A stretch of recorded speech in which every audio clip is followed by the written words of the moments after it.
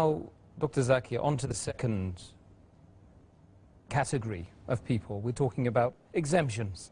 Can you list or mention all of the different categories of people that are exempted from fasting during the month of Ramadan?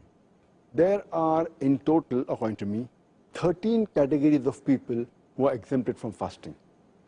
The first is, if the person is an unbeliever, if he is a non-Muslim. Number two, if he or she is a minor.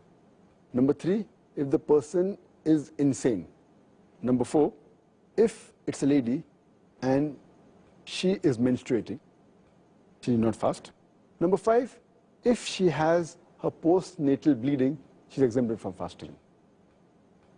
Number six, if she's pregnant, then she's exempted.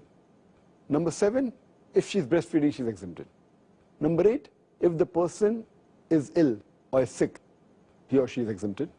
Number nine, if the person is disabled. Number 10, that if the person is very elderly, has reached a very old age. Number 11, if the person is traveling. Number 12, if the person is taking part in jihad or a fight in the cause of Allah subhanahu wa ta'ala. And number 13, under compulsion.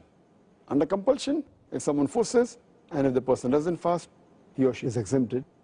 These are, in short, the 13 categories in which a person is exempted from fasting.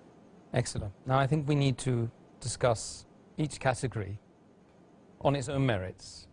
Dr. Zakir, do all of the people that you've mentioned in the exempted categories have to make up their fast later on? Out of the 13 categories which I mentioned, the first three categories, they don't have to make up their fast later on. That is a non-Muslim, that's a person who is a minor, and a person who is insane.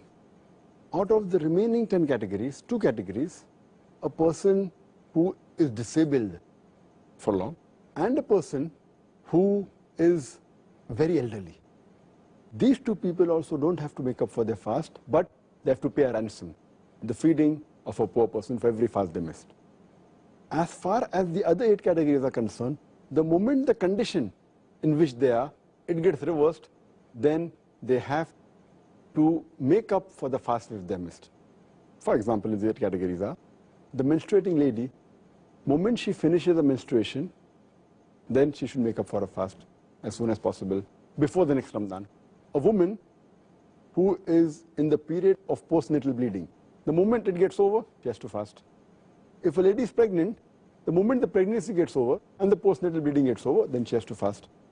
If a lady, the 4th category, if she's breastfeeding, after the breastfeeding is over, then she has to fast.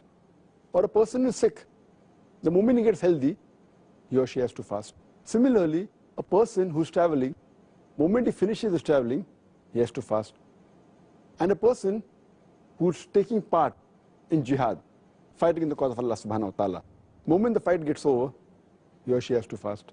Similarly, a person who's in compulsion and is not fasting, the moment the compulsion is removed, he or she has to fast. But naturally, all these have to be done before the next Ramadan. Inshallah,